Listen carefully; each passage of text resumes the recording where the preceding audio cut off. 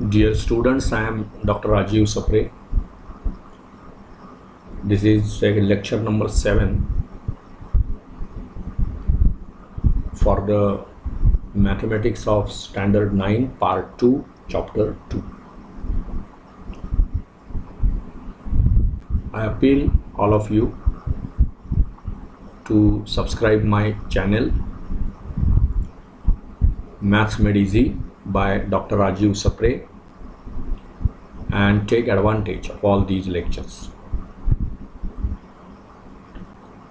Okay, so coming to this lecture, what we have done, we have actually completed the chapter, but we will revise in this lecture all the chapter.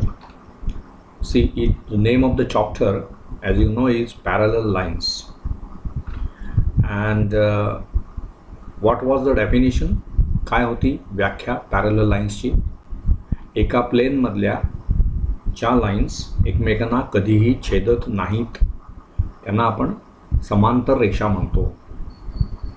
The lines which are coplanar म्हणजेच एका plain मध्ये असलेल्या and do not intersect each other आणि एकमेकांना छेदत नाहीत, they are called parallel lines.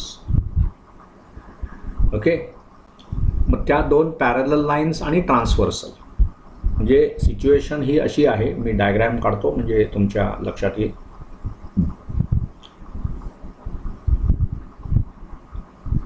दोन parallel lines. Okay, assume that they are parallel and this is the transversal. संपूर्ण चॅप्टरमध्ये आपणाला या गोष्टींचा आणि ह्या डायग्रामचा कायम अभ्यास करायचा आहे. I will not going to draw everything now because this is just the revision of the chapter. पण मग ह्या ज्या दोन लाईन्स आहेत त्यांना आपण नावं देऊ, LM आणि N. तीन ही ट्रान्सव्हर्सल त्याची.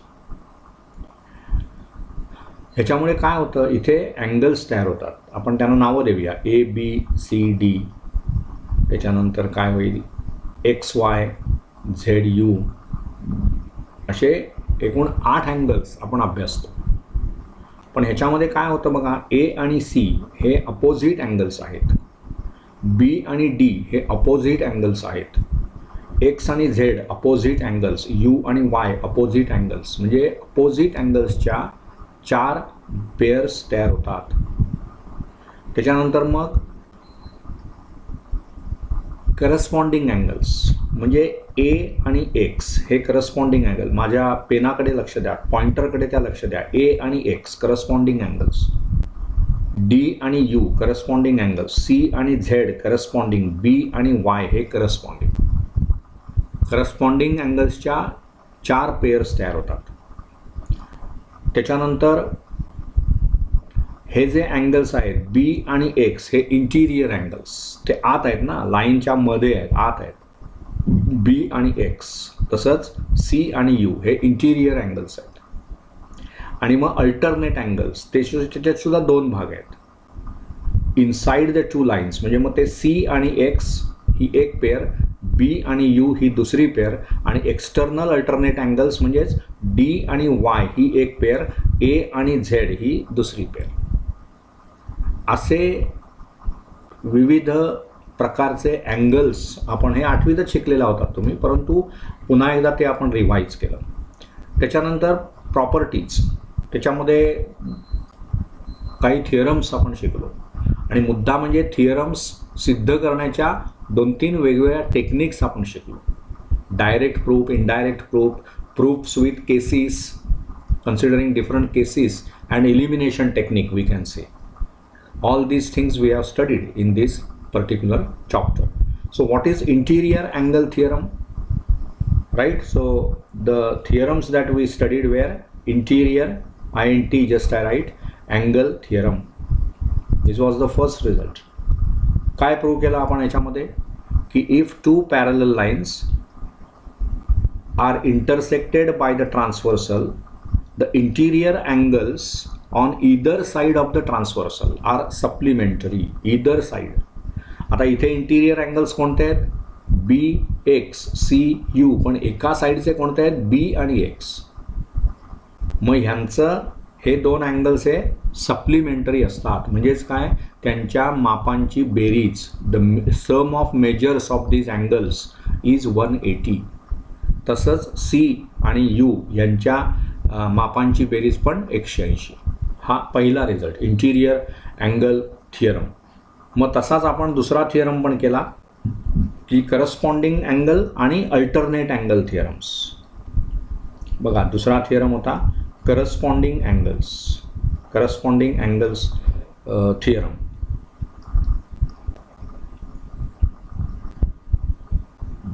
मग काय होतं या थिअरममध्ये, हे जे करस्पॉन्डिंग अँगल्स आहेत ए आणि एक्स, तसंच मग डी आणि यू, मग कुठलं होईल आणखी बी आणि वाय, सी आणि झेड, हे जे 4 पेअर्स होतात त्यातली कुठलीही पेअर तुम्ही घेतली तर ते जे अँगल्स आहेत त्यांचं मेजर सेम असतं. They are congruent angles.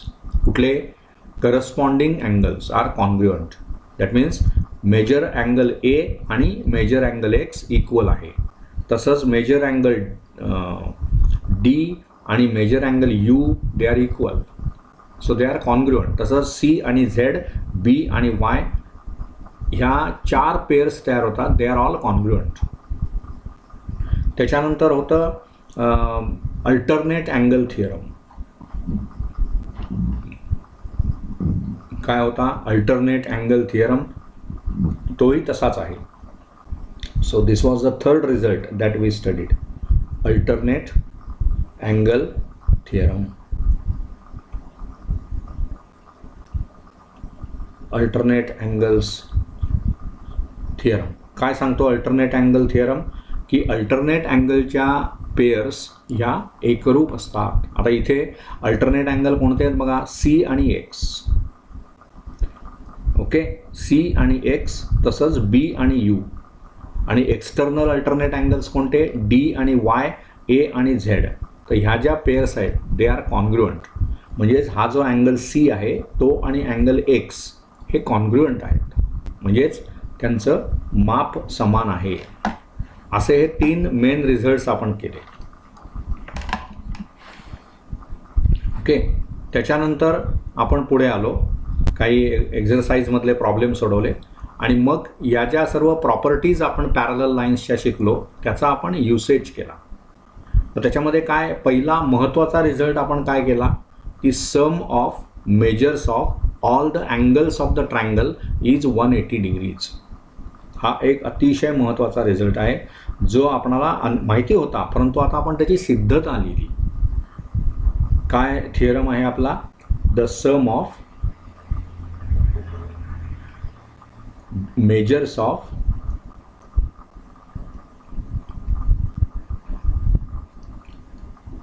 all angles of the triangle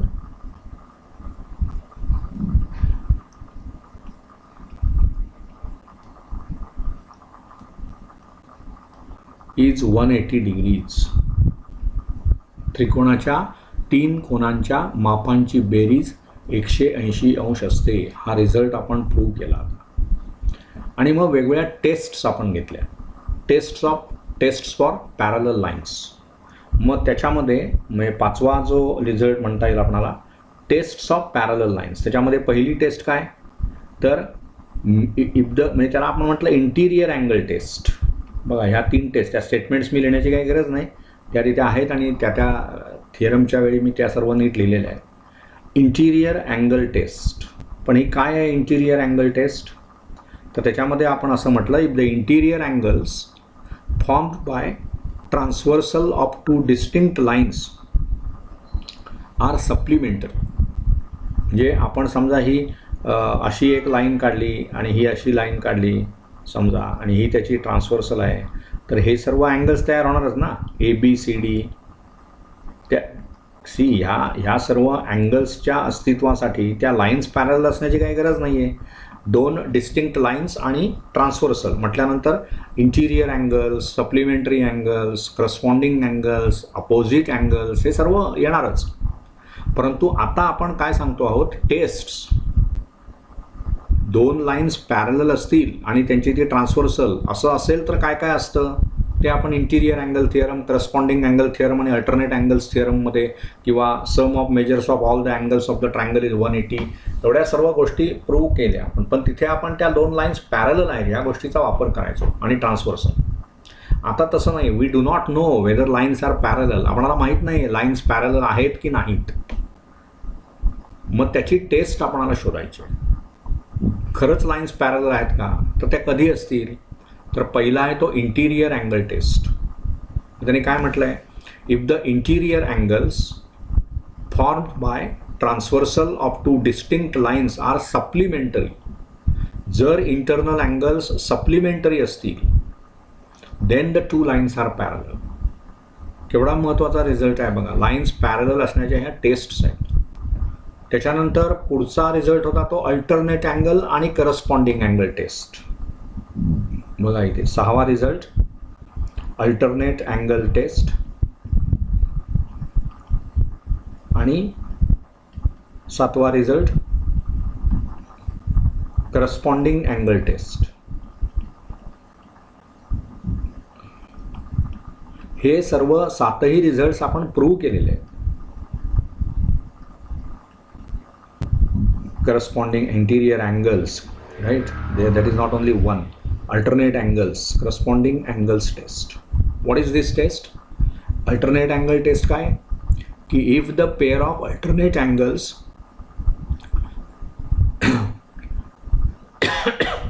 formed by transversal of two lines is congruent, then the two lines are parallel. Alternate angles जर congruent असतील तर त्या लाईन्स पॅरलल असतील. Corresponding angles जर congruent असतील तर त्या lines parallel असतील. आणि इंटिरियर अँगल्स जे आहेत ते सप्लिमेंटरी असतील तर त्या लाईन्स पॅरलल असतील. अशा टेस्ट्स आपण बघितल्या 3. कशाच्या? पॅरलल लाईन्सच्या. त्याच्यानंतर पुढे आपण गेलो त्या चॅप्टरमध्ये, तर आपण काही करोलरीज सिद्ध केल्या. What is corollary? That also I told. Corollary म्हणजे उपप्रमेय. A corollary is a mathematical statement which can be proved by using the main theorem. मग पहिली corollary काय होती? If the line is perpendicular to two lines in a plane, then the two lines are parallel to each other. काय म्हणतात ते बघा. If the line is perpendicular to two lines in a plane. बघा असं 8वा result तो, if the line is perpendicular, this is notation for perpendicular to two lines in a plain,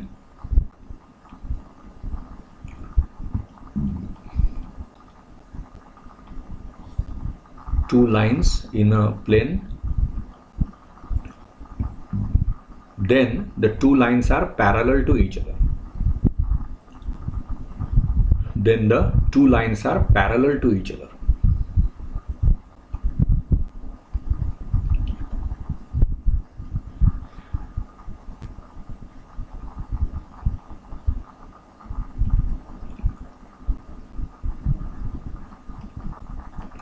Okay, so two lines are parallel to each other.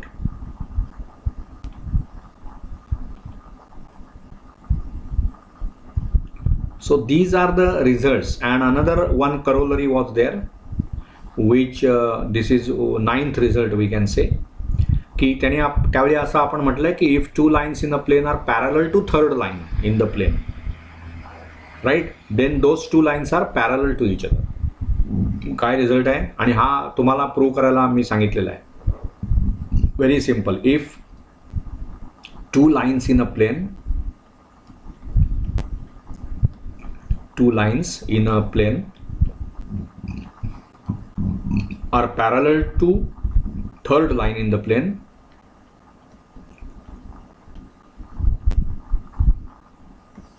parallel to third line in the plane,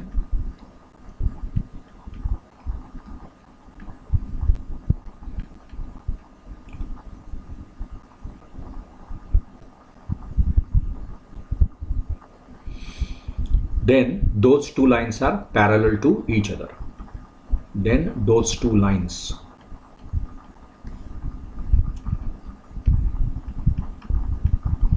are parallel to each other. Okay, so all these 8 results are done in this chapter, discussed thoroughly in this chapter. Proofs are given, proofs are explained to you. So I will appeal all of you to study like this. What is the method that you will follow in studying all these chapters in geometry? Once the chapter is over, basically try to understand whatever is discussed properly, listening those video lectures very carefully. Everything is explained in a proper way. There is no what we can say hastiness done. प्रत्येक सिद्धता नीट समजावून सांगितलेली आहे, ती तुम्ही नीट ऐका. Pause, review, proceed हे technique वापरा. आणि त्याच्यानंतर सर्व चॅप्टर शिकवून झाल्यानंतर तुम्ही काय एक्झरसाइज करायचं आहे, तर हे सर्व थिअरम्स एकाखाली एक लिहून काढा. आपल्याकडे एक वही पाहिजे. चॅप्टर पहिला, चॅप्टर दुसरा, चॅप्टर तिसरा. चॅप्टर दुसऱ्यामध्ये काय काय थिअरम्स मी शिकलो, चॅप्टर तिसऱ्यामध्ये काय काय थिअरम्स मी शिकलो, त्यांची अशी यादी तयार करायची. प्रत्येक थिअरम मी एका कुठल्या तरी लेक्चरमध्ये तुम्हाला सांगितलं होतं, आमचे सर आम्हाला सांगायचे की प्रत्येक थिअरम तुमच्या कानात काहीतरी सांगत असतो, ते ऐकलं पाहिजे, ते तुम्हाला समजलं पाहिजे काय त्या थिअरमचं म्हणणं आहे. Every theorem has to say something. You should be able to understand what that theorem is telling you. मग शेवटी काय करायचं, हे सर्व आता या चॅप्टरमध्ये हे 9 थिअरम्स होते वेगवेगळे.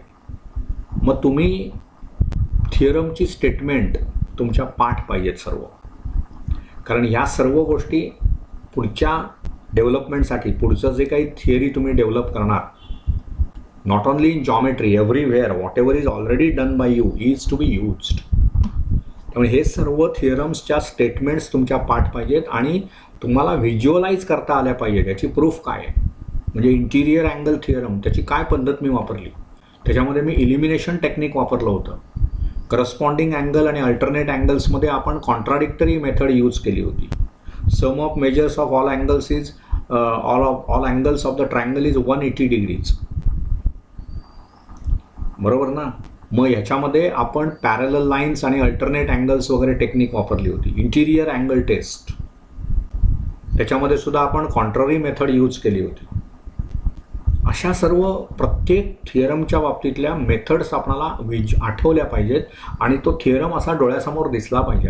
त्याच्यासाठी इन्व्हॉल्वमेंट लागते अभ्यासामध्ये. पण हे सर्व चांगली चांगली मुलं करत असतात, तुम्ही सुद्धा ते करू शकता. त्याच्यामध्ये इन्व्हॉल्वमेंट ठेवा, अभ्यास नीट करा, मेथॉडिकली तो अभ्यास करणं गरजेचं आहे. Right. If you don't do it methodically, then you will not understand anything. And it is all logical. गणितामध्ये प्रिसाइजनेस हा गणिताचा आत्मा आहे. लॉजिकल असणं हा गणिताचा मेन स्वभाव आहे. गणित हे लॉजिकल असतं. प्रूफ, कुठलीही लहानशी तुमच्या एक्झरसाइजमध्ये कुठलीही लहानशी प्रॉब्लेम ज्यावेळी तुम्ही स्वतःहून सोडवता, त्यावेळी तो तुमच्या लेवलला तुम्ही केलेला रिसर्च असतो, हे लक्षात घ्या. रिसर्च म्हणजे तरी काय असतं, वेगवेगळे फॅक्ट्स असतात, त्यांचा लोक आधी अभ्यास करतात, काय काय ऑलरेडी झालेलं आहे ह्याचा विचार करतात आणि त्याच्यावरून काहीतरी नवीन शोधतात.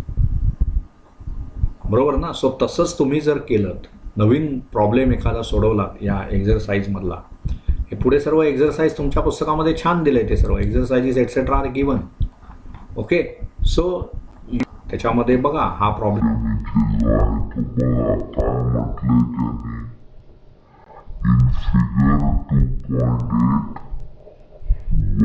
जो अँगल आहे तो 108 अंशाचा दिलेला आहे आणि एक्सचा अँगल 71 अंशांचा दिलेला आहे. बरोबर आहे. असं त्यांनी म्हटलंय. वाय हा काय होतं ह्याच्यामध्ये, I am not understanding what is happening. Okay, but some technical problem. Okay. Are the lines M and N are parallel justify. आता आपण आपल्याला काय कळलं पाहिजे, एक्स आणि वाय हे काय आहेत, इंटिरियर अँगल्स आहेत. मग इंटिरियर अँगल टेस्ट काय, are the lines parallel, are the lines parallel असं त्यांनी विचारलंय. म्हणजेच तुम्हाला पॅरलल लाईनची टेस्ट वापरली पाहिजे.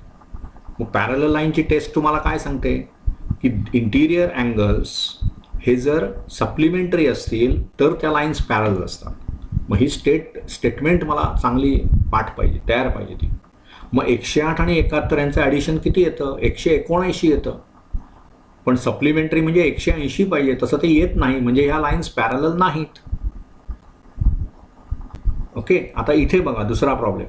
इन फिगर 2.19 म्हणजे ही figure, angle A and angle B are congruent, then prove that line L and line M are parallel. आता ए आणि बी हे काय आहेत? एक्सटिरियर अल्टरनेट अँगल्स आहेत. हे एक्सटिरियर आहेत ना, या रेषेच्या वर आहे आणि हा ह्या रेषेच्या खाली आहे, म्हणजे हे एक्सटिरियर अल्टरनेट अँगल्स आहेत आपल्या दृष्टीने. आणि अल्टरनेट अँगल टेस्ट आपल्याला काय सांगते? दोन रेषा आणि त्यांना छेदणारी छेदिका, ह्याच्यामुळे ज्या काही अल्टरनेट अँगल्सच्या पेयर्स तयार होतात त्या जर एकरूप असतील तर त्या लाईन्स पॅरलल असतात. मग एकरूप असणं अँगल्स म्हणजेच काय?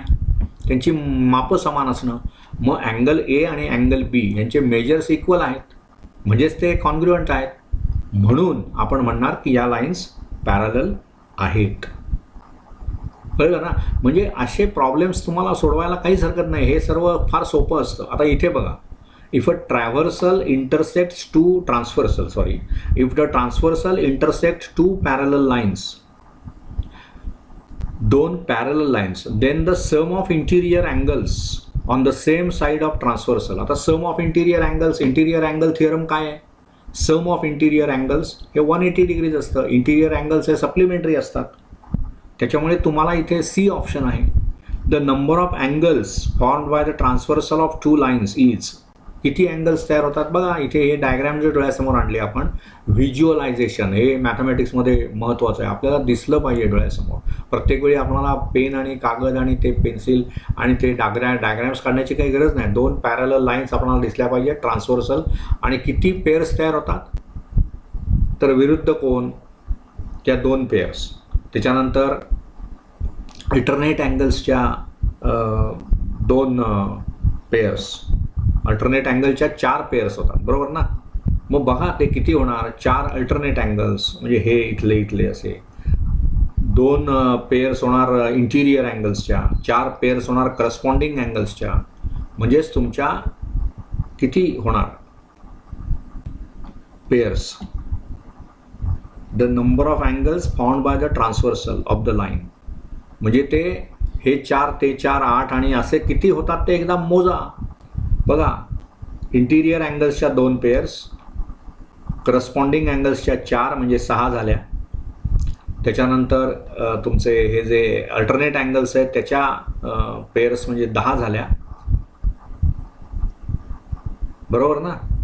त्यामुळे नंबर ऑफ त्यांचा आता ते पेअर्स विचारत नाही तुम्हाला. The number of angles found by the transversal. मग नंबर ऑफ अँगल्स किती आहेत? इथे 4 होतात, इथे 4 होतात, म्हणजे 8 पेअर्स असतील. असे प्रॉब्लेम्स तुम्ही सोडवत राहिले पाहिजे. Lot of practice is necessary. So I hope you understand whatever is discussed in this chapter. Okay, we will complete this chapter now. Try to solve as many problems as possible. That will make your ideas about the subject clear. Okay, thank you. Have a nice day. Bye.